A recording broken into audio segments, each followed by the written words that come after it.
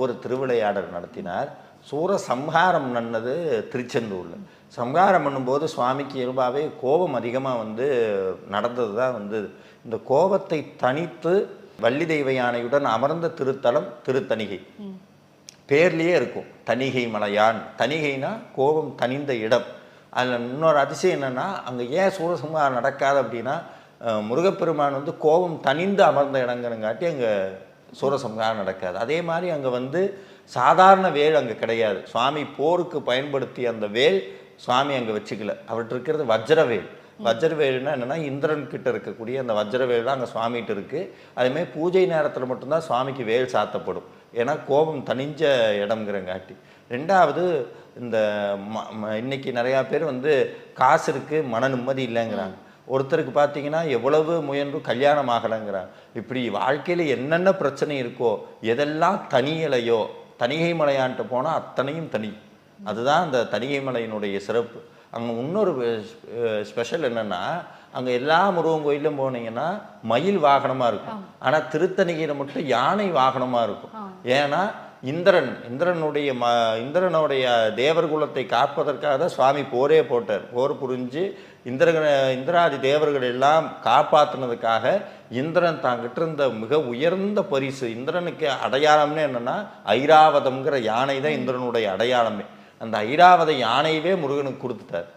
பார்த்தீங்கன்னா முருகனை நோக்கி தான் யானை இருந்தது முன்னாடி. யானை சாமி முன்னாடியே இருக்கும், எப்படி நம்ம வெஹிக்கிள் பார்க்கிங் மாதிரி. ஆனால் என்னென்னா, எப்போ இந்த ஐராவத யானை தேவர்குலத்தை விட்டு வெளியே வந்ததோ அப்போவே அங்கிருந்த சுபிக்ஷம் கம்மியாக ஆரம்பிச்சது. உடனே முருகப்பெருமான் சொன்னார், அந்த யானை திரும்பி தேவர்கள் இருக்கக்கூடிய திசையை நோக்கி உட்கார சொல்கிறார். யானை திரும்பி தேவர்கள் திசையை நோக்கி உட்கார்ந்தது. இன்றைக்கும் போனீங்கன்னா திருத்தணியில் யானை சுவாமியை பார்த்துருக்கார், தேவர்கள் இருக்க இடத்த பார்த்து தான் இருக்கும். இது ரெண்டாவது சிறப்பு. மூணாவது, அங்கே கொடுக்கக்கூடிய சந்தனம்.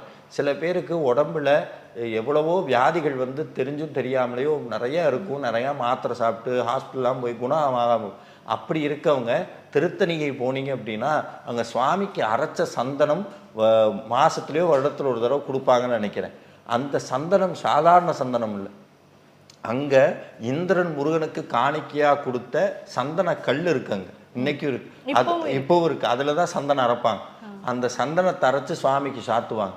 அந்த சாமிக்கு சாத்தின சந்தனத்தை சாப்பிட்டோம் அப்படின்னா வியாதிகள் குணமாகும். முருகாரியார்கள் திருத்தணி போனால் மறக்காமல் அங்கே முடிஞ்சால் அர்ச்சகர்கள்ட்ட கேட்டு வாங்கி சாப்பிட்டா வியாதிகள் குணமாகும். இது ரெண்டாவது அதிசயம். மூணாவது, சுவாமி அங்கே போர் புரிஞ்சிருக்கிறார் திருச்செந்தூரில். அந்த தழும்பு நெஞ்சில் இருக்கும். இன்றைக்கும் முருகனுடைய மார்பில் அந்த வீர தழும்பு பார்க்க முடியும் திருத்தணிகையில். அற்புதமான கோயில். அதுக்கப்புறம் இன்னொன்று என்னென்னா, அங்கே இருக்கிற படிக்கட்டு வருஷத்தை குறிக்கிற அத்தனை வருஷத்தில் 365 நாள் அந்த 365 படிக்கட்டு திருத்தணிகையில் இருக்கும். அந்த படிபூஜைன்னு ஒன்று சொல்லுவாங்க. அந்த படிபூஜை என்னென்னா, வள்ளிமலை சுவாமிகள் நடத்தின படிபூஜை. இன்றைக்கும் பார்த்தீங்கன்னா திருப்புகழ் பாடி அந்த 365 நாள் படியும் கடந்து சுவாமிகிட்ட போய் தரிசனம் பண்ணுறது லட்சோபலட்ச அடியார்கள் வருவாங்க. கிட்டத்தட்ட குறைஞ்சபட்சம் 6 லட்சம் பேர் கூடுவாங்களாம் அன்னைக்கு மட்டும். அப்பேற்பட்ட திருத்தலம் திருத்தணி.